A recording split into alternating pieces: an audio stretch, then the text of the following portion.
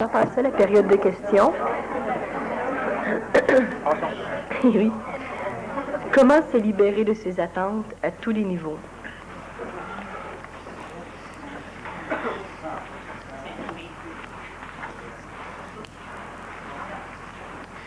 Une réponse simple ou une réponse compliquée? Simple et pas applicable ou compliqué puis plus applicable? Simple et applicable, ce serait l'idéal, oui. Oui, ben, c'est ça. Ben, hein? Faudrait que je réponde ça à quelqu'un d'autre. Comment se libérer de ses attentes à tous les niveaux? Bien, c'est simple, c'est que, voilà, oubliez tout.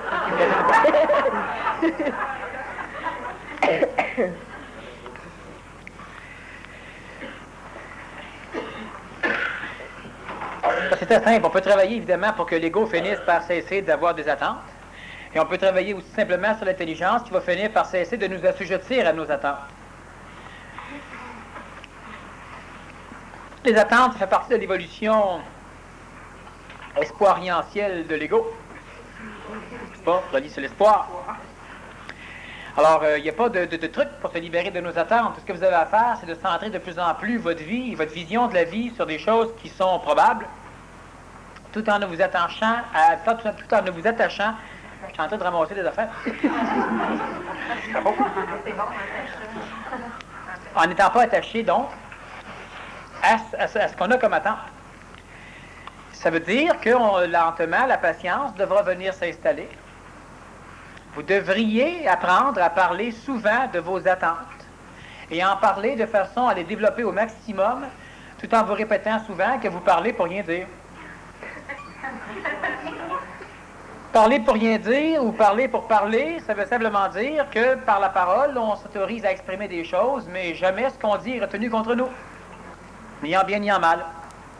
Il n'y a pas de truc pour se libérer de ses attentes. Plus on va être centré sur soi, plus on va continuer à exprimer de l'intelligence à travers de ce que nous sommes. Parce que la grosse problématique, c'est ceci. Je rencontre quelqu'un à un moment donné qui me dit « J'aimerais ça faire la volonté de mon père. » Je demande ça. Comment on fait? Alors la personne a dit « Moi, j'ai décidé que je faisais la volonté de mon père, puis la mienne. » Mais si elle a décidé ça, c'est déjà sa volonté qu'elle fait.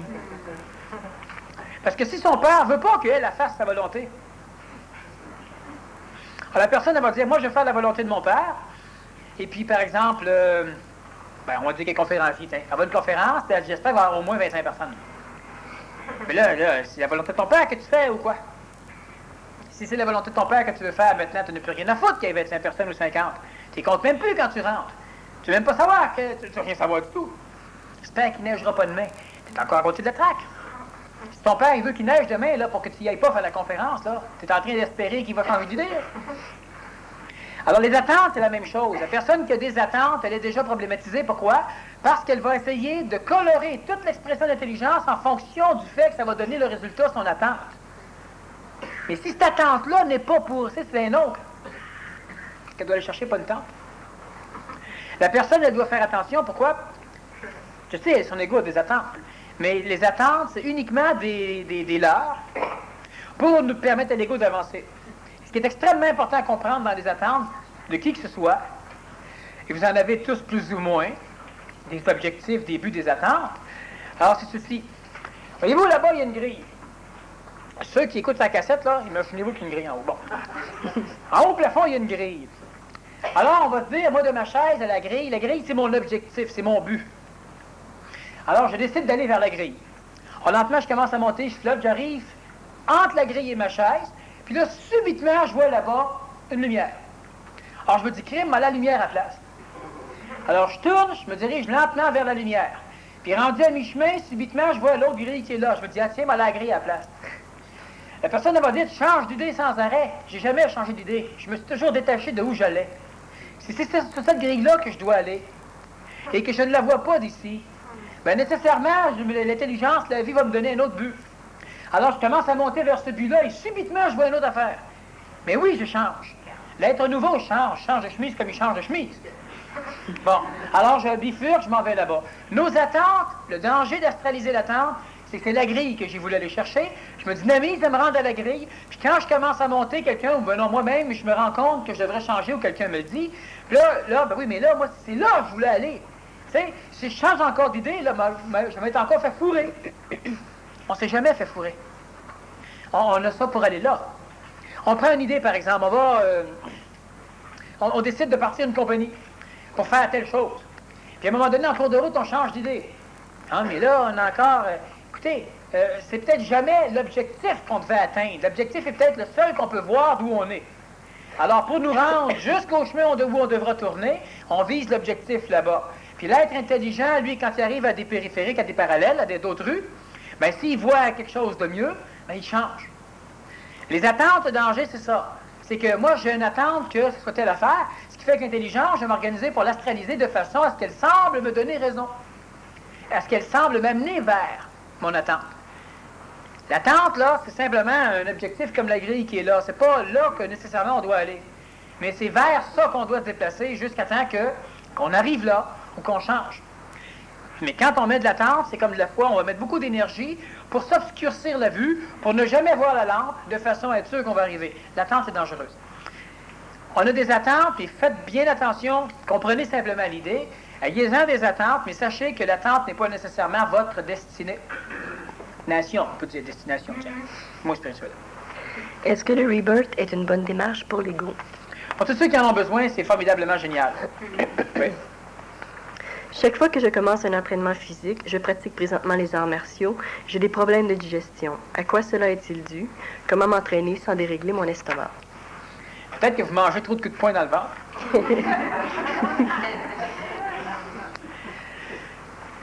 Probablement que, consciemment ou inconsciemment, là, vous voulez pratiquer quelque chose qui est peut-être plus philosophique que du cassage de gueule. Ça se peut. Une chose qui est certaine, c'est qu'il y a des choses dans la pratique, au niveau du corps physique, que vous ne digérez pas. Vous ne comprenez pas quelque chose dans l'intelligence de l'entraînement physique. N'étant pas digéré convenablement au niveau de la compréhension énergétique, ça va aussi se répercuter dans votre système digestif. Il y a aussi plusieurs choses. La personne peut se sentir inconsciemment médiocre. Bref, que la personne vérifie, il y a des choses qu'elle ne digère pas de son comportement lorsqu'elle s'entraîne. Et nécessairement, le corps physique décolle aussi. Tu dis qu'on doit amener nos corps physiques. Est-ce que ça va être des corps de chair à l'âge qu'on a ou à 12 ans? Alors, faites-vous-en pas, ils vont être... Les vieux corps, ça n'existe pas dans l'évolution. Quand on parle de vieux corps, c'est dans le langage traditionnel. Un corps peut avoir 2-3 000 ans et être très jeune. Et c'est pourquoi tout à l'heure, j'ai dit que les corps ont, dans le visuel standard d'aujourd'hui, dans les 12 ans, si ça vieillit, ça rajeunit. C'est impossible de vieillir. Donc, c'est possible de rajeunir. Hein? Une autre antenne disait que si ce monde n'était pas pour être un monde d'intelligence, il choisirait simplement de quitter son corps physique, puisqu'il n'est pas intéressé, et que ce serait trop souffrant supramentalement pour lui de vivre dans la connerie. Peut-on faire ce choix? Non. Donc, une autre antenne disait que si ce monde n'était pas pour être un monde d'intelligence, il choisirait simplement, ben c'est sûr. Ce que vous devez comprendre, c'est que si tout va tout de travers, en admettant que tout irait tout de travers, moi aussi, c'est ce que je vais faire. Mais toi, tu ne peux pas le faire, puis les autres non plus. Et c'est pas pour frustrer ou etc., là, c'est comme ça. Moi, je suis déjà là-bas, c'est ça, là. Bon, moi, ce qu'il faut que je règle, c'est ici. Alors que pour vous autres, c'est ici. Ça, c'est réglé. C'est là-bas maintenant qu'il faut aller travailler un peu. Alors, effectivement, sauf que ça, c'est pour faire chier aussi des égos quand une personne dit ça. S'adresse à un public, puis il leur donne des coups de poing de visage. Parce qu'il y a beaucoup de personnes qui vont suivre des antennes supramentales et qui sont totalement dépendantes d'elles. On peut avoir besoin d'eux. Être dépendant, c'est autre chose. Alors, à un moment donné, c'est ça. C'est que déniaisez-vous, parce que si vous déniaisez pas, moi, je vous sens tout là. Tu sais, c'est ça que l'autre dit.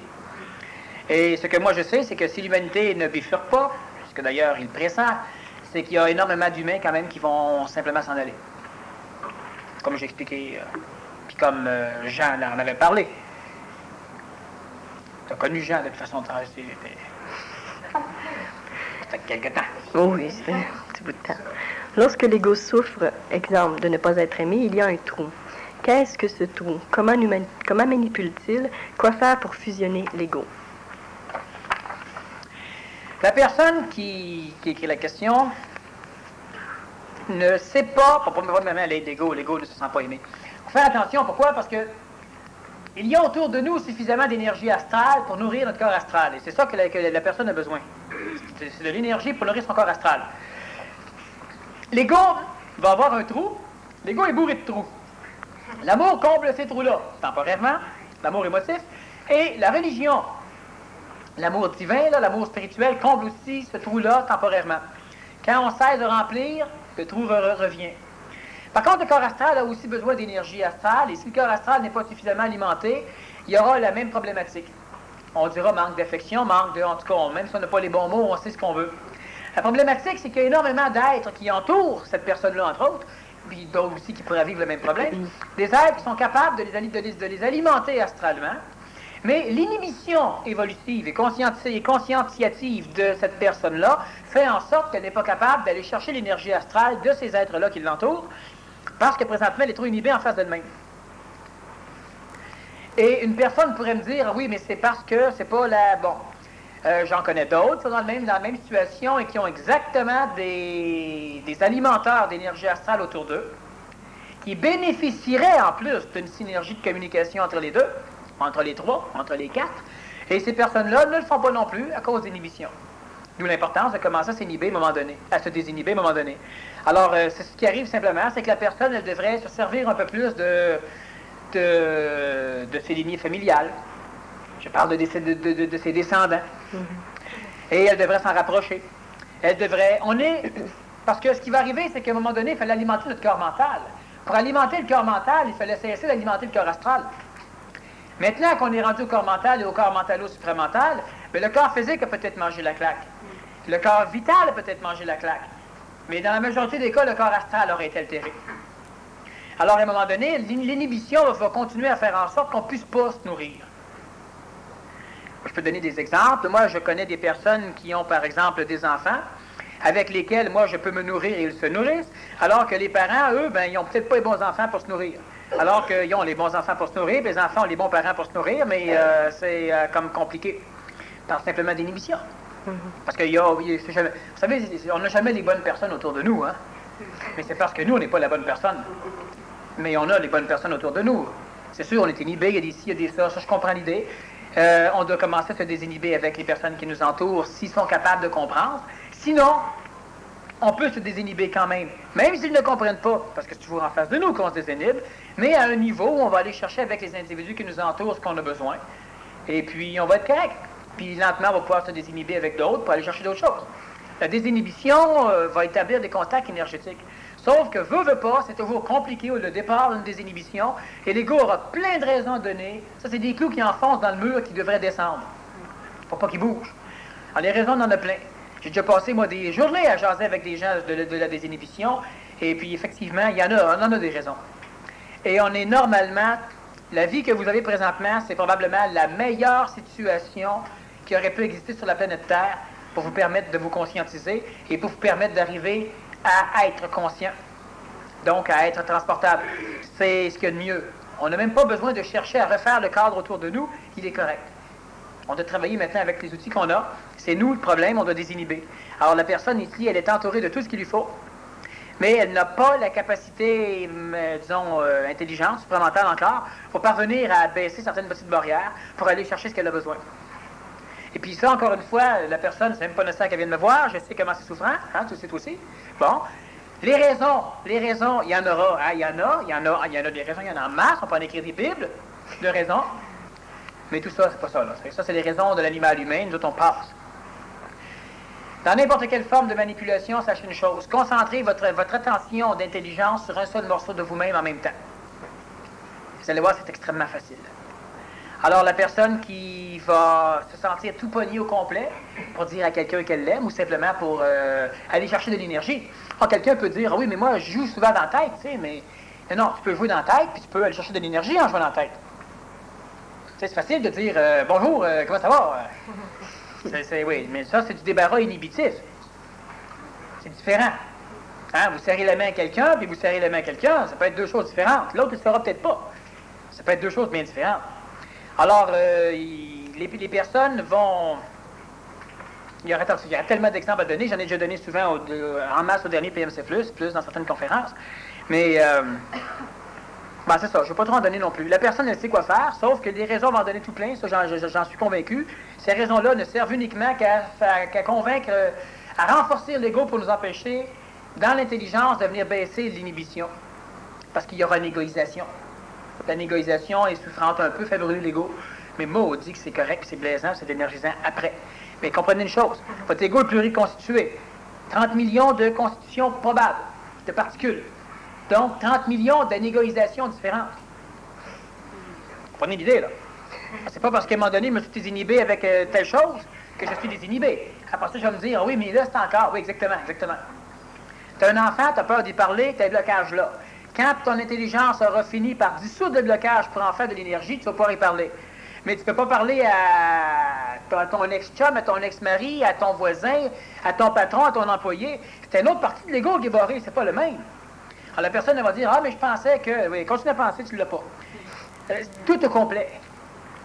Il y en a des choses à... C'est pour ça qu'il faut commencer à un moment donné. Je ne suis pas trop longtemps.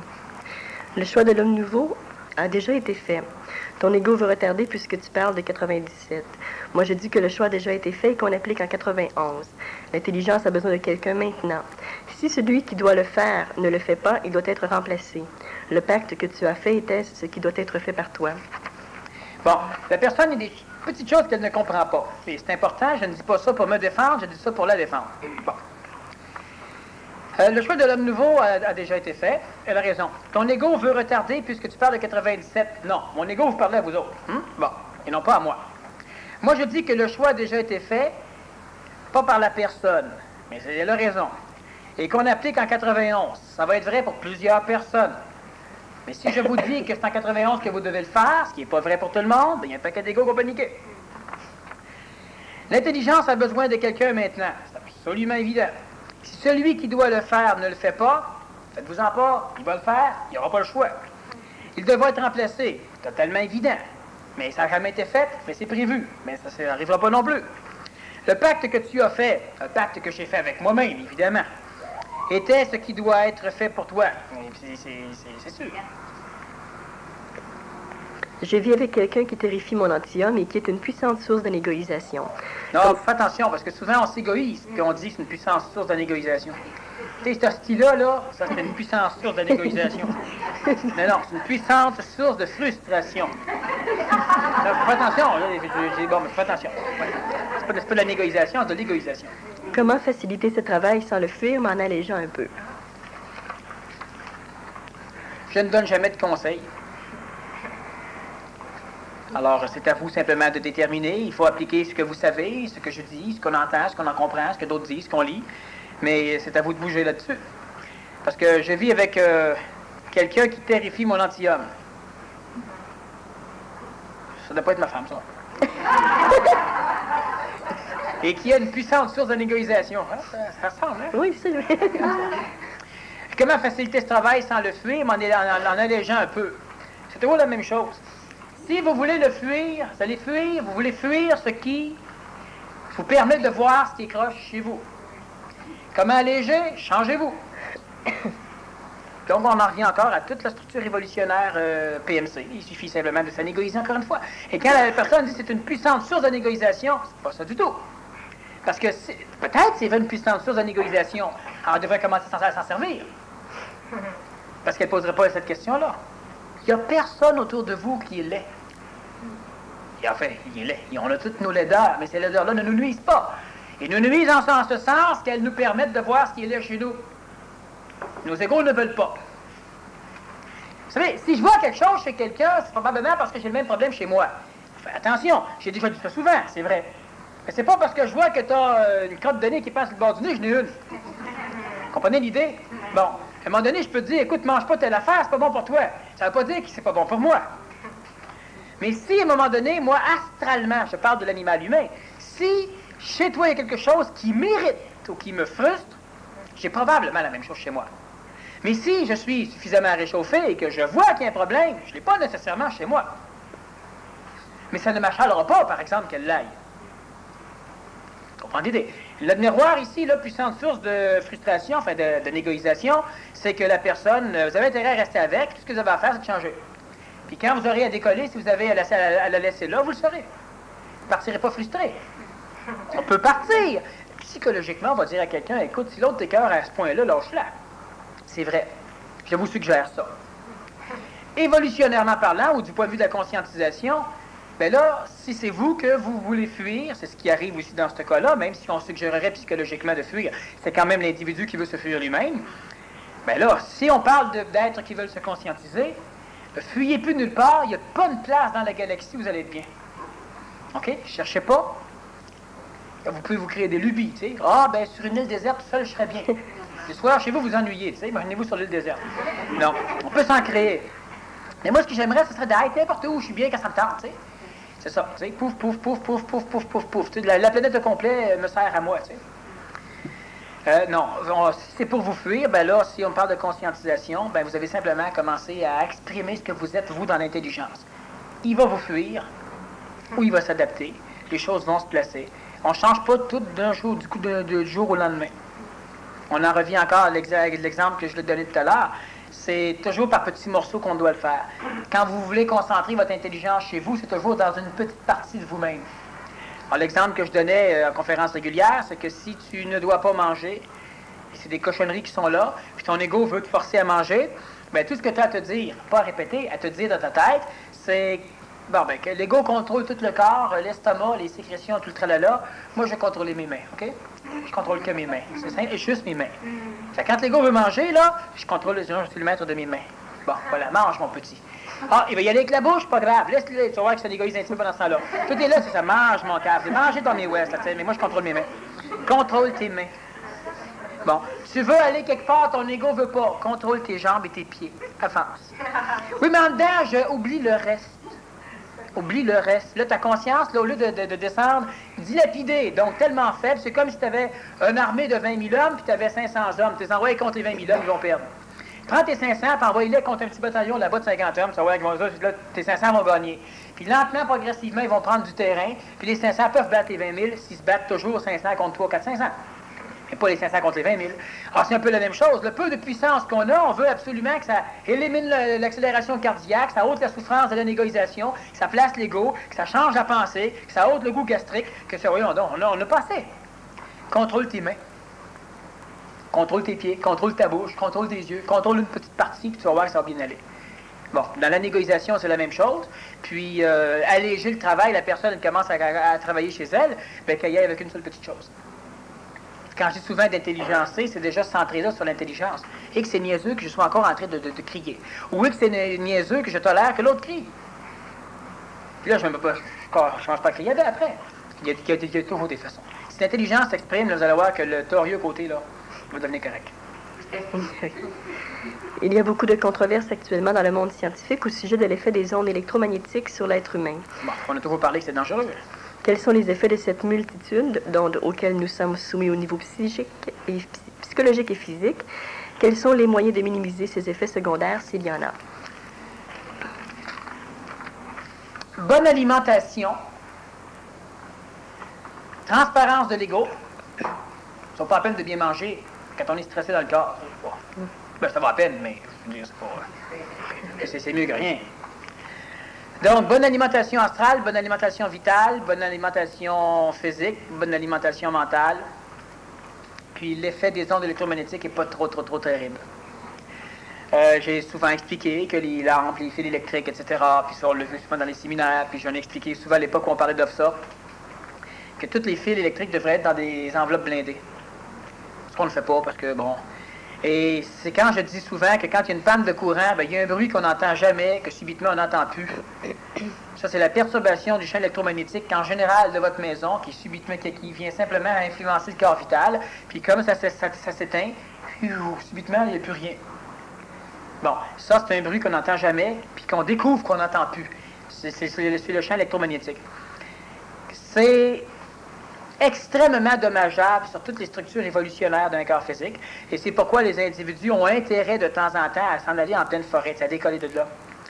Bon, dernièrement, on a bâti un dôme en pleine forêt, un grand dôme, Et il y a eu par manque de possibilités financières, il y a une chose qu'on devait faire dessus qu'on n'a pas fait. C'est pas dit qu'on le fera pas. C'est pas dit qu'on le fera pas sur les prochains. Mais pour éliminer les effets, ce qu'il faut faire, il n'y a pas d'électricité, disons, majeure là. Il n'y en a pas si tu n'en veux pas. Par contre, si on allume un poste de radio, on capte certaines fréquences. Puis quand on ne capte pas des fréquences, on capte des grichements. Ça, ce sont tous des ondes hertziennes, donc des ondes électromagnétiques, perdues. Alors, normalement, on doit recouvrir, par exemple, la maison d'une feuille, d'une mince couche de cuivre. Et les ondes hertziennes ne sont trop longues pour traverser les trous laissés entre les atomes du cuivre. Là, normalement, si on fait ça, plancher et la maison, on allume une radio à l'intérieur, puis la radio ne griche plus. On n'entend plus rien. Elle ne capte plus rien. Et ça fait, si on fait ça, c'est exactement comme si, à un moment donné, on va avancer ça, l'individu qui rentre, par exemple, dans ce dôme-là, va ressentir ce que ses ancêtres ressentaient avant l'invention de tout ce qui est électrique. Un silence comme on n'en a pas entendu depuis longtemps. Quand il y a une panne de courant, ça continue quand même à émettre. Bon, alors on élimine tout ça complet. Au niveau des dangers, donc, il y en a plusieurs. Mais encore une fois, si on a une alimentation qui est très saine, avec une alimentation, donc, sur tous les plans qui est très saine, les effets ne sont pas dévastateurs, ce sont des effets qui nous demandent un peu d'énergie pour récompenser chaque fois les effets négatifs de ces ondes-là. Mais c'est pas la radio à boire, c'est pas... Par contre, si on est mal, si on dort mal, si on est mal alimenté, si on est continuellement stressé, ben là, oui, effectivement, là, vous avez des petits objets autour de vous, là, puis ça peut carrément massacrer votre vie. Bon, imaginez qu'il y a des personnes qui, leur corps vital, à un moment donné, dérègle toujours leur montre ou encore une horloge, des choses comme ça. Bon, ben il y a une affinité entre les deux. Alors, l'autre fait aussi la même chose que le corps vital. Alors, c'est évident qu'on a intérêt, à un moment donné, une personne me disait, on a qu'à éteindre les disjoncteurs le soir quand on va se coucher. C'est ce qu'il y aurait de mieux à faire. C'est évident que si vous chauffez l'électricité, ben... Mais on s'arrange quand même pour éloigner les objets électriques. Tout déplacement d'électrons dans un conducteur émet un champ électromagnétique, donc on fait attention. Les néons, il y a plusieurs choses qu'on s'arrange pour éliminer, mais il faut pas... L'important, c'est pas d'éliminer, on élimine le maximum. Vous avez un gros transformateur dans votre chambre, change de chambre. Ça, c'est évident. Mais on doit surtout s'arranger pour nous être bien. Le reste ne nous dérangera plus. Parce que les champs électromagnétiques, la planète Terre en émet. Il y a la ceinture de Val-à-Lune, entre autres, qui protège la planète Terre contre les tempêtes solaires. Hein? Les tempêtes solaires, c'est simplement une explosion solaire un peu plus grande qui va émettre un paquet de particules solaires. C'est une tempête. Et la dernière panne générale de courant qu'on a eue à l'Hydro-Québec, c'est justement ça. Les vents solaires ont amené les vestiges de tempêtes solaires ici. La ceinture elle-même, elle a un trou aux deux pôles, ce qui fait que ça va rentrer par les pôles. Les particules peuvent engendrer des aurores boréales. Puis à un moment donné, ça peut aller créer justement sur les lignes de haute tension. Il y a une interaction qui va se créer et ça peut sauter, donc ça peut surcharger les lignes. C'est ce qui est arrivé. Bon, on est toujours confronté aux champs électromagnétiques. La Terre en émet plein. Hein? Il y a des radiations. Les sols sont tous ionisants, donc sont radioactifs. Les maisons en béton, comme ici, la tour ici est bâtie de roche, de ciment. C'est extrêmement radioactif. On est totalement entouré de plein de choses comme ça. Bon. Sauf que c'est finalement mineur. Quelqu'un qui prend un avion, là, s'irradie comme si... il s'irradie. Il va chercher comme il faut en radiation ce qu'une personne au sol va aller chercher en 1 an. Après un vol d'1 heure. Bon. Puis s'il prend le Concorde, il va aller chercher ce que l'autre ramasse en 10 ans en bas. En termes d'irradiation, pourquoi? Parce qu'on est moins protégé par la couche atmosphérique. Alors, c'est là, c'est comme ça. Bon, en avoir peur, c'est pas nécessaire.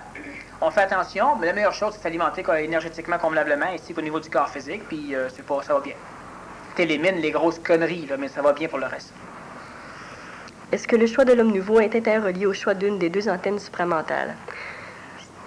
Oui. Si une des 2 antennes doute et repousse le choix, comment ceux qui sont appelés à devenir nouveaux ne peuvent-ils pas douter et se mettre à appliquer? Exactement. C'est pourquoi l'une des 2 antennes passe, l'autre passe. C'est pas une compétition. Mais c'est évident qu'il y a énormément de personnes qui m'ont connu en conférence. J'ai une valeur énergétique différente de l'autre antenne supramentale. Puis c'est pas question de meilleur ou de moins bon. Il y en a une qui vient d'un soleil, l'autre vient d'un autre soleil, simplement.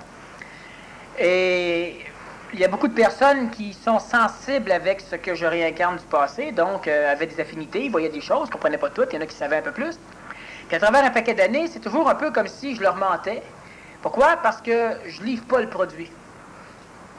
C'est ce que la personne dit un peu, pas nécessairement par rapport à moi, là, on parle de faire le choix ou d'appliquer. S'il y en a un des deux qui passe, ça va. Dans l'Antiquité, l'autre est passé avant. Parce que l'autre antenne, elle a digéré Jean le Baptiste, ça fait longtemps. Bon, puis elle l'a déjà dit aussi il y a quelques années. Maintenant, elle n'en parle plus, c'est digéré, ça n'existe plus le Baptiste. Bon. Et c'est ça. Ça fait longtemps qu'elle dit qu'elle va se retirer. Mais dans le passé aussi, elle ne s'est pas retirée dans le passé, fait qu'on l'a retirée. Ça a toujours été son problème. Bon, mais dans cette vie-ci, c'est beaucoup mieux. C'est beaucoup mieux. C'est correct. Alors, mais les choix sont faits, il n'y a pas de retour, il n'y a pas de ci, il n'y a pas de ça, ça passe, ce qui fait que ça va passer. Est-il vrai qu'une importante hémorragie est une purification de l'âme? Non, c'est plus... C'est évident. Et c'est faux. Moi, j'aime ça quand je réponds comme ça. Moi, c'est au bout. C'est vrai, c'est faux, voici pourquoi. Parce que vous savez tous, probablement, n'est-ce pas, depuis le séminaire, que l'âme s'exprime par le voie du système endocrinien. Les hormones sont véhiculées dans le sang. Si vous perdez beaucoup de sang, vous allez perdre beaucoup de traces exprimées de votre âme. Donc, purification du corps physique de l'âme. Mais l'âme restera la même. C'est donc pas une purification de l'âme, mais c'est une purification de ce qu'elle a exprimé. C'est pourquoi les témoins de Jéhovah refusent les transfusions sanguines, parce qu'on prend l'âme de quelqu'un et on le fout dans le corps d'un autre. Bon, ils ne comprennent pas l'idée telle quelle, là, mais ils savent très bien qu'il y a un problème de mélange d'âme. Hein? Les Amérindiens, eux autres, ce qu'ils voulaient faire, c'est que si vous voulez qu'on soit deux frères, on se coupe chacun, puis on s'attache un bout de temps pour que le sang circule d'un bord à l'autre, puis on devient frère ou sœur de sang. Nos âmes sont mélangées. Je te connais très intimement. Parce que maintenant, là, ce que tu aimes, je commence à aimer ça, puis ce que tu penses, je te comprends tout de suite. Ben oui, c'est sûr. Et si on le fait initiatiquement, je vais avoir le temps de mémoriser dans mon astral ce que je sais de toi, ce qui fait que par la suite, je pourrai m'en rappeler. Dans une transfusion sanguine, la personne n'a pas la conscience de l'initiation, ce qui fait qu'elle devient un peu l'autre, puis finalement, elle devient le même, mais elle n'a pas... Bon. Alors, c'est ça. Mais c'est pas ça. On pourrait dire les femmes sont toutes impures. Tous les mois, il faut qu'ils purifient. Bon. Mais on purifie l'âme exprimée dans le corps physique. On ne purifie pas l'âme qui est là. 28 janvier, 6h AM. Des coups francs sont frappés à ma porte de chambre. Ouvrez pas. Nuit du 6, si je ris tous, je t'avertis. Nuit du 6 au 7 février, 2h38 AM. La sonnette d'entrée sonne à moitié de sa sonnerie. Selon moi, ce n'était pas sur le plan physique. C'était quoi au qui, pourquoi et comment se fait-il que je ne la sache pas dans les deux cas? C'est quoi avoir du... Ah, vas-tu répondre à celle-là après? Dimanche, 5h15.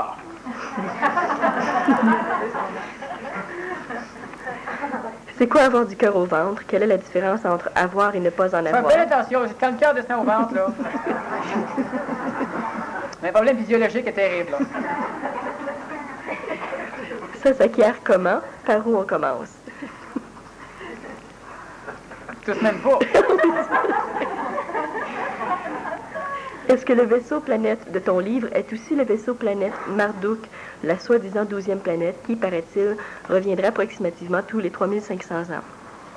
Un seul causerait déjà plein de problèmes de style tremblement de terre. L'âme de fond est l'équivalent dans nos différents corps. Mais deux, est-ce que la planète et nous-mêmes pourrions y survivre? De quelle façon? Certains pensent que Marduk s'approche et que déjà notre planète en subit les conséquences, et nous aussi en nous faisant la guerre. Tes commentaires, s'il te plaît. Bon, c'est, hein?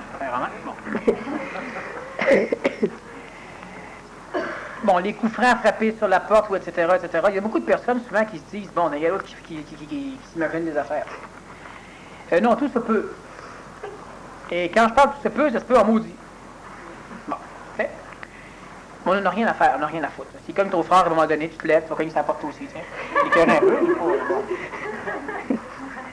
Avoir du cœur au ventre, c'est pas ça qui est l'idée. Vos égos ne sont pas habitués à avoir des choses neuves, donc nécessairement ça crée des problématiques. Quand je parle d'initiation, il faut que les individus se préparent. Progressivement, si vous poursuivez, vous allez finir par être appelé à voir des choses bizarres, entendre des choses bizarres, à entrer en contact avec des trucs bizarres, progressivement pour que les égos s'habituent. Parce que sans ça, c'est d'une peur terrible. Bon, je me rappelle encore d'une personne, moi, qui croyait, mais qui croyait pas. Puis, au milieu de la nuit, autour d'un feu, ben, c'est un cheval qui a foncé sur elle dans le bois avec des harnachements de métal, des chaînes et tout ça. Puis, finalement, le cheval a changé de cap et disparu dans le bois. Elle l'a jamais vu. Elle l'a entendu. J'en connais d'autres, moi, qui ont entendu du monde marcher, qui ont entendu, tu sais, pas qu'à faire. C'est des préparations, c'est des niaiseries, il n'y a aucun problème. Mais la journée que l'humain va devoir entrer en contact avec quelque chose de neuf qui ne fait pas partie de la mémoire expérientielle de l'homme, ça va être, tu sais, même tu as faim de cogner à la porte. La sonnette qui sonne à moitié. Elle a très peur. Oui, effectivement, ça fait peur. Pourquoi? Parce que chez nous, on est crottés. C'est ça. C'est quoi avoir du cœur au ventre?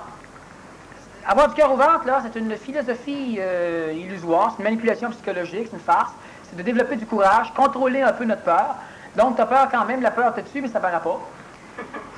Alors que c'est pas ça qu'on doit faire. La personne, ce qu'elle devra faire, c'est que si ça arrive encore, premièrement, c'est qu'elle ne regarde pas l'heure, elle note pas la date. On ne doit pas mettre d'énergie, donc on ne doit pas porter d'importance à des choses qui font partie du domaine du naturel dans un monde surnaturel.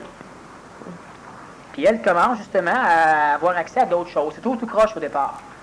Il y en a qui vont briser leurs objets, empêcher leur automobile de débarrer. Il y en a qui vont faire des conneries à répétition. Je l'ai connu, on avait des verres de contact. Chaque fois qu'elle les lavait, elle avait son pot après, puis elle rinçait ça, tu sais, puis les verres de contact, en tout cas. Je pense qu'à tous les semaines, elle allait se chercher une nouvelle paire de verres de contact.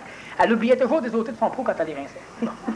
Elle rinçait le pot, là, tu sais, elle rinçait le pot, puis elle mettait ça dans le lavabo, puis bon. C'était sans arrêt. Bon, maintenant, elle porte des lunettes. Elle n'a plus d'argent pour acheter les verres de contact. Mais ce sont des répétitions. D'autres personnes, ça va être des choses comme ceci. Moi, je me rappelle quand j'étais jeune, je me couchais, puis j'avais un homard placé en haut de ma tête de lit, puis le homard, je mettais les deux pinces écartées. Puis chaque fois que je rentrais dans la maison, il y avait une pince à côté de sa tête. Là, je replaçais ça là. Puis là, je me couchais, puis là, je lisais Tintin ou Bob Moran, des choses de même. Puis à un moment donné, je chantais mon lit qui penchait d'un bord, puis qui penchait de l'autre côté. Donc, il y avait quelqu'un qui m'avait enjambé. Là, je me tournais bien vite à donner un coup de poing des deux jambes, tu sais. Il y avait personne, puis le homard, ça replaçait de même, tu sais, comme si quelqu'un était venu placer le homard. Eh bien, à un moment donné, moi, quand il venait le pousser en bas du lit, puis je me suis jamais attaché à chercher de la peur, du danger, des problèmes-là. J'ai taqué ma pince d'homard à un moment donné pour qu'elle arrête de bouger. Puis après ça, s'il la remettait là, ben qu'elle laisse donc là. Puis j'ai déjà fait ça à un moment donné, écoute, bon, c'est fini, moi, il capote, hein, bon. Alors, on ne doit pas, mais c'est fréquent que ça va arriver, des choses comme ça. Alors, le cœur au ventre, on ne développe pas, on reste lucide, on reste nous-mêmes, puis finalement, les choses, il n'y a plus de problème. Quand on parle du vaisseau, planète, etc., bon, je ne veux pas encore trop en dire là-dessus. Pourquoi? Parce que c'est important que vous développiez la capacité de ne pas être attaché à la forme qu'on va bâtir pour expliquer l'avenir. Bon. Pourquoi? Parce que même si ce que je dis sera totalement ajusté, ce qui n'est pas nécessairement toujours le cas, certainement ce que vous allez comprendre ne sera pas ajusté. Chacun va avoir compris différemment. Et si on s'attache à ce qu'on comprend, il y en a plusieurs qui vont être déçus à un moment donné. Il va se passer des choses et on s'en balance de savoir si c'est X, Y, Z, A, B, C. L'important, c'est que la saveur soit celle qu'on a besoin. Donc, je ne veux pas trop parler. La personne, elle sait des choses, c'est très intéressant, c'est bien. Mais c'est pas utile. Intéressant. Mais c'est pas utile de savoir ça immédiatement. Pourquoi? La simple raison que c'est pas de savoir où ce qui va être le bateau, c'est de savoir où ce qui va en billets. Puis comment aller chercher? Ben oui, évidemment. Quoi faire le soir avec l'ego qui ne veut pas être conscient devant le sommeil, mais plutôt aime dormir? L'ego est fort en cette période-là. Bon, quoi faire le soir avec l'ego qui ne veut pas être conscient devant le sommeil, mais plutôt qui aime dormir? Moi, je vous dirais dormir. Devenez conscient 1 minute par jour, intensément. C'est préférable que d'être à moitié conscient 1 heure par jour. Il y a des parties de votre journée où physiquement votre chronomètre n'est pas encore ajusté. Votre corps se refroidit trop, il y a une baisse d'énergie quelque part, fait que l'ego reprend le dessus un peu, l'ego peut en profiter pour se venger, ça se peut, bon. Restez vous-même dans votre petite coquille, allez vous enterrer, puis laissez-le le cave continuer à bouger. Puis le lendemain, quand vous revenez, ben vous continuez à avancer. Ne luttez pas contre. Appliquez-vous à vous exprimer vous-même. C'est important parce que l'humain ne voit souvent pas la différence entre accompli et lutte pour contrôler. la personne, ce qu'elle va faire, c'est qu'à un moment donné, bon, au niveau visuel, c'est très simple. Je veux plus que tu cries. Puis l'autre partie, ça va être, je crie pas. Il y en a un, c'est une lutte contre, puis l'autre, il accomplit. C'est tellement plus facile. Ça demande moins d'énergie. C'est moins méritoire, ça fait moins d'étincelles, ça paraît moins. C'est mauditement mieux.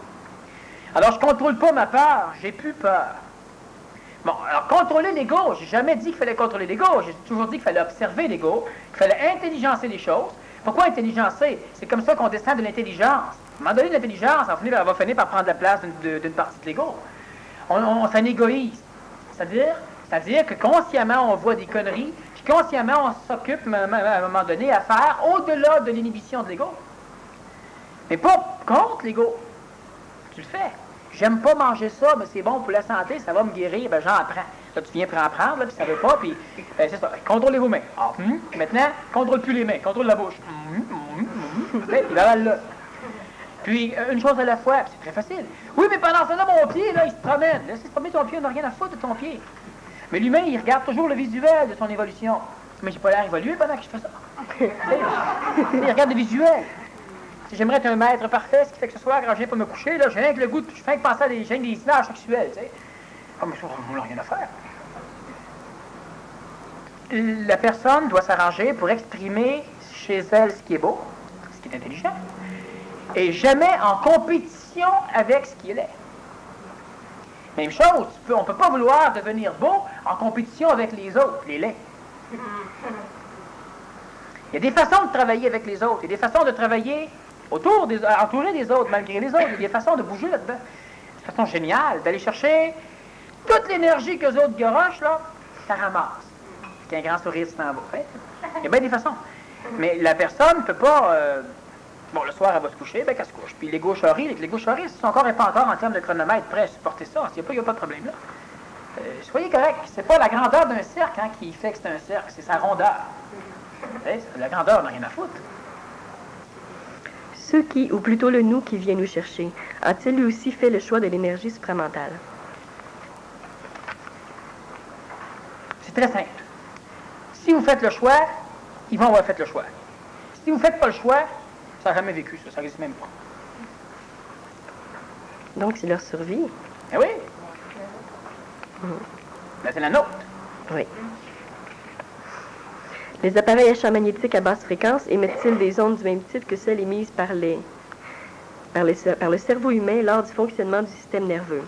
Leurs constructeurs prétendent ainsi guérir la plupart des maladies. Qu'en est-il réellement? Bon, les fréquences les plus dangereuses pour le corps vital, ce sont les basses fréquences.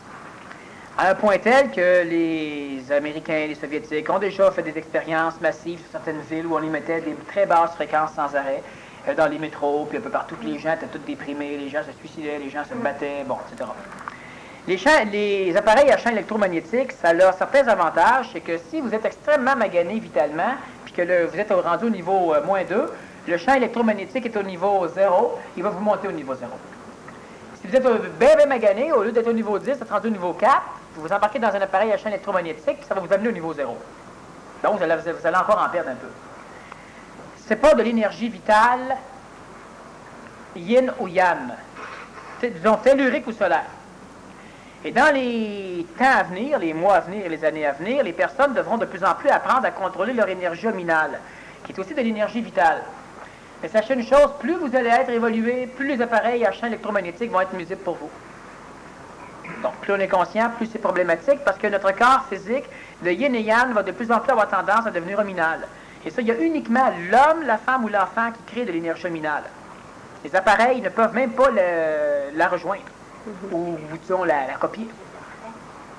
Alors, ça devient problématique à un moment donné. Mais c'est toujours la même chose. Couchez-vous là-dedans, là, puis regardez, voir. Ah là, je me sens mal, il m'a dit que c'était normal, après, je me sentirais bien. Fiez-vous à votre intuition. Bon, vous en avez assez, sortez. Vous n'avez pas assez, restez. Si après ça, vous vomissez pendant 2 mois, ben, là, maintenant, fiez-vous à votre expérience. Dans ton livre, tu dis que seules les personnes nées dans la cité de Seth peuvent être transférées dans la cité de Sep, page 201. Comment se fait-il que maintenant des gens d'aujourd'hui non résidents de Seth peuvent, s'ils sont transportables, y être transférés? Bon, pour la simple raison que le roman reste un roman. Dans le tome 2, on explique, parce que dans le tome 2, ça arrive. Pour la simple raison que l'important est de ramasser les réincarnations du passé pour finalement être totalement ce qu'on est là. Donc, on pense ça, du point de vue de mécanique de voyage temporel, il n'y a plus de problème après ça de paradoxe. Mais encore, c'est ça. Mais le livre reste quand même un roman pour expliquer quelque chose. Là. Et puis, dans le tome 2, bien là, on commence à ramasser les personnes qui sont ici, qu'on a amenées dans le passé, que du passé, on va former, qu'une fois formés, on va ramener dans l'avenir. Pour qu'eux puissent former ceux qui viennent d'ici, qui vont là, qui vont revenir ici, pour oublier qu'ils ont été là-bas, puis uniquement pour respirer de façon à changer la conscience des humains, pour permettre à ceux qui sont ici, qui ont à être là-bas, de pouvoir aller là-bas sans avoir à passer par l'autre. Je sais pas si tu comprends. Oui. Bon. En tout cas, bref, 500 pages, je vais expliquer ça. Prochain. Les êtres du côté obscur de la Lune ainsi que ceux de Ganymède, lune de Jupiter, entreront-ils en conflit avec Sep et avec les 3 milliards d'êtres provenant du vaisseau mère? S'agit-il de conflits force blanche, force noire? OK, il faut toujours comprendre que Sep reste des concepts. Ça va? Bon. Ce sont des forceps de l'évolution. C'est pas? Pour aider l'accouchement de l'homme nouveau. Mais ça reste quand même... Bon, on comprend l'idée? Alors moi, ça ne me dérange pas d'en parler comme la personne, à la condition qu'on sache bien qu'on s'en balance. Ce sont des mots nouveaux qui vont nous permettre de comprendre des choses. Mais on ne doit pas... c'est pour permettre de comprendre, de communiquer. Mais on comprend l'idée? J'espère bien. Les êtres du côté obscur de la Lune, ils existent déjà, c'est les gardiens des intraterrestres. Bon. Ainsi que ceux de Ganymède, même chose, les gardiens des gardiens. Entreront-ils en conflit avec Sep, qui est la cité écologique permanente, donc on parle d'une cité qui est dans l'avenir, ou avec les 3 millions d'êtres provenant du vaisseau mère? Bon. Ceux qui ne comprennent pas trop, vous lirez le livre. C'est pas écrit pour rien, hein? Je l'ai écrit surtout pour permettre à des gens de descendre de l'avenir chez eux. Est-ce que ça a un conflit de force blanche ou de force noire? En ce qui concerne la cité de Sep et du vaisseau mère, il n'y aura jamais de guerre. Jamais, jamais, jamais, jamais. Jamais. Donc, il n'y aura pas de conflit, même pas de conflit là. Ça fait un peu partie de l'idée du village Jofsa à un moment donné dans le livre, où plus tu attaques, plus tu regrettes. Tu prends ton char d'assaut, tu l'enlignes, puis tu fais feu, puis le canon t'explose en plein visage. Fait que là, tu te dis, maudit bordel. Tu as mis 2 autres chars d'assaut, tu les replaces encore, tu tires, les chars d'assaut explosent aussi. C'est ça, c'est pas. Puis là-bas, ils se défendent pas. Là-bas, ils continuent à arroser le tomate, puis le gossin, puis il n'y a pas de problème là. Fait que tu finis par te dire, écoute, on va au moins, on va tirer sur ceux qui acceptent nos obus. Il serait possible et probable d'englober l'égrégore du Dieu musulman, Allah Mahomet, en vue de modifier la voie actuelle, Saddam Hussein, de l'humanité. C'est déjà commencé, mais il manque encore beaucoup trop de personnes suffisamment réveillées, bouddhiques, hein, c'est pas réveillé Bouddha, pour pouvoir faire ça, ce qui fait que la première chose que l'humain doit faire, la première implantation sert à retarder le point de bifurcation. Par la suite, il faut que des humains soient suffisamment prêts pour s'en aller. Il ne faut pas beaucoup d'humains pour aller dans la, disons, on va dire dans la cité de Sep, enfin sur l'autre planète. Il ne faut pas beaucoup d'humains. Pourquoi? Parce qu'il faut au minimum de 2 sexes, là, mais après ça, c'est correct. Alors, c'est pas besoin d'avoir une peste. Et par la suite, s'il y a suffisamment d'humains capables de voyager, bien là, il y a une mécanique qui va commencer à s'implanter, si le temps est encore là, pour faire bouger le reste de l'humanité dans un sens plus positif. Mais le but ésotérique, par exemple, on pourrait dire du travail des forces d'intervention temporelle, c'est surtout de retarder le noyau, plutôt que de faire bifurquer l'humanité. Et après, ben là, évidemment, on n'a rien contre de faire bifurquer l'humanité. La psychologie prétend que le fait de dire, d'exprimer oralement des émotions que l'on refoule, que l'on se cache ordinairement, permet par ce processus de prise de conscience de ces émotions de les éteindre. C'est finalement semblable à ce que tu nous dis, d'observer, d'être attentif aux pensées qui circulent dans notre tête pour que ces pensées disparaissent. Bon, la différence, c'est que ce que la psychologie va enseigner, ça ne demande pas de conscience. D'ailleurs, les psychologues, est-ce qu'ils ont de la conscience? Je pourrais demander. Pas tous. Ah, ben c'est pas pire, pas tous. Effectivement, il y a des psychologues qui ont de la conscience, mais souvent, ils sont plus psychologues. En tout cas, il n'y a plus de patients. Quand la psychologie nous parle, elle va dire, parle à quelqu'un, tu sais, bon, Michel, moi, je suis inquiète tout le temps le soir, puis bon, tu sais, là, j'exprime mes affaires, ou encore, je t'aime bien gros, puis je suis ci, puis on parle. C'est évident que tout ce qui, énergétiquement, commence à nous détruire, si on le rejette, ça sort. Mais on perd de l'énergie, mais on gagne la santé.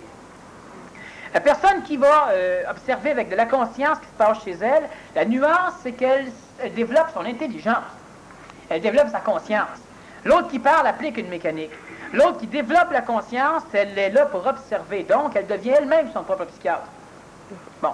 Et à un moment donné, ce qui va arriver, c'est quand elle va commencer à se désinhiber, au lieu de vouloir, par exemple, créer une désinhibition, mettons que tu as peur des ascenseurs, ben, tu veux finir par prendre des ascenseurs parce que ça va être pratique, ou pour cesser d'avoir l'air folle. Bon. Et là, on va te désensibiliser progressivement aux ascenseurs. C'est une libération dans la majorité des cas. Si tu as de la conscience et qu'à un moment donné, tu te rends compte de la stupidité astrale d'être limité à ne pas prendre des ascenseurs, là, tu peux commencer toi-même un traitement, mais tu n'as pas besoin de personne. Et là, toi-même, tu vas finir par pas te désensibiliser lentement. Tu vas finir par prendre ton corps, le bouger, prendre l'ascenseur, tu vas voir toute la merde qui est chez toi, mais toi, tu vas rester tellement lucide que la merde ne pourra pas influencer ta conscience. Alors que dans les structures psychologiques conventionnelles, c'était toujours aussi influençable. Et l'avantage de la désinhibition, c'est que quand tu auras pris l'ascenseur, une fois que tu seras désinhibé, c'est réglé. Tandis que la personne qui va rejeter, ou disons, communiquer son problème émotif, c'est réglé là. Mais demain matin, si quelqu'un l'insulte encore, elle est aussi mal prise qu'avant de pouvoir le communiquer. Donc, elle en aura besoin souvent. Alors, à un moment donné, elle peut se déprogrammer, mais elle reste encore un être programmable, elle n'est pas son seul maître. Ce qui fait que ce que la psychologie suggère, dans le cas d'un être qui veut conserver de l'énergie pour se conscientiser, c'est pas bon. Comme les religions, c'est pas bon. Mais dans le cas d'un être qui veut survivre, c'est très bon. Bon, vous allez à la confession, on veut vous pardonner. C'est parce que vous êtes tellement mal pris avec les énergies de culpabilité qu'on a implanté chez vous de façon à ce que, au lieu de prendre d'énergie et en faire de l'intelligence, vous en faisiez de la culpabilité. À un moment donné, ça va nous tuer. Alors on va à la confesse, puis on remet ça dans les mains de tout le monde, puis on sort de là, puis on est bien. Bon, quand par exemple le Nazaréen disait, tu sais, ton père, il t'a déjà pardonné avant même que tu le fasses. Oui, parce que son père, il savait très bien que l'être humain était manipulé, donc je ne vais pas vous pardonner, c'est pas de votre faute. Par contre, c'est devant l'homme qu'il faut que tu ailles te pardonner, parce que c'est lui qui t'accuse. Ah, même le Nazaréen l'avait dit, tu as commis des conneries, va voir ça, qui tu l'as commis, il règle ça. Puis après, tu as du temps à perdre dans l'église. Puis lui-même, il l'a dit, il disait à des personnes, je te remets tes péchés. C'est exactement ce que ça donne. Le karma que tu as remis dans les mains de tout le monde, puisque tu penses qu'on va tout t'approcher avec, là, bon, je te pardonne. Mais tant que tu es pardonné, là, tu peux guérir.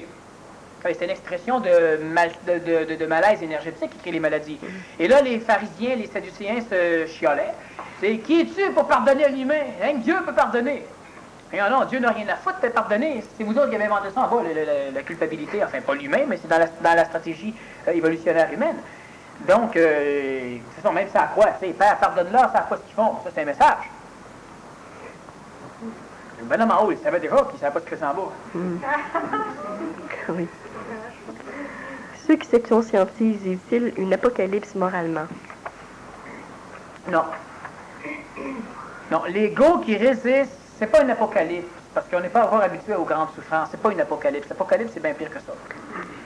Non, par contre, les personnes qui sont transitoires vivent effectivement certaines problématiques, et plus vous allez résister, plus ça va être lancinant et pénible. Dans l'état actuel des choses, deux êtres humains partiellement ou totalement fusionnés avec leur double éthérique sont-ils capables à deux de toucher le plan intentionnel et d'en faire descendre l'énergie? Bon, c'est une question théorique parce qu'il n'y a personne présentement qui est totalement fusionné, etc., etc., etc. Il y a des personnes, des fois, qui croient qu'ils le sont, là, mais ils ne le sont pas encore. Vous savez, il y a une chose, c'est qu'il y a des personnes, à un moment donné, qui vont rentrer en contact avec un petit peu de lumière supramentale et ils vont penser qu'ils ont tout, c'est tout atteint, c'est formidablement génial. Alors que ce n'est rien encore. Tout à l'heure, on parlait des attentes. C'est un des dangers des attentes, à un moment donné. Parce qu'on pense que le but, c'est la lumière, puis finalement, quand tu arrives à peine sur pas grand-chose, on pense qu'on a tout atteint. Il y a 25 portes, t'en vois qu'une. Tu penses qu'il n'y en a qu'une porte. Et quand tu arrives à cette porte-là, tu restes là. Si tu l'ouvres même pas, c'est pas nécessaire, tu sais qu'il n'y a rien de l'autre bord. Mais l'autre bord, il reste 24 portes. Alors, c'est un des dangers de temps en temps. Descendre le plan intentionnel, ça ne servirait absolument à rien pour l'instant. Pourquoi? Parce que ça serait comme prendre de l'eau chaude, là, puis la mettre dans un récipient plastique, puis partir à la course jusqu'au pôle Nord pour leur en donner de l'eau chaude. Et quand vous allez arriver au pôle Nord, vous êtes aussi froide que la glace qui est là, puis c'est ça va servir absolument à rien. La planète n'est pas faite pour recevoir présentement du plan intentionnel. La planète n'est même pas faite pour recevoir du plan bouddhique. Il y a des êtres humains qui vont être capables de descendre du plan bouddhique, de l'associer au plan supramental, et ces humains-là vont changer la planète au complet ou vont changer de planète au complet. La partie de moi qui est dans le futur me sert d'égrégore maintenant. Si oui, comment faire pour faire cesser la souffrance ici? Réponse simple. Souffrez plus? Réponse plus compliquée. Désinhibez-vous, anégoïsez-vous. Puis réponse plus longue et plus compliquée. Écoutez toutes les conférences que j'ai faites depuis le début. Je vais vous faire un prix spécial.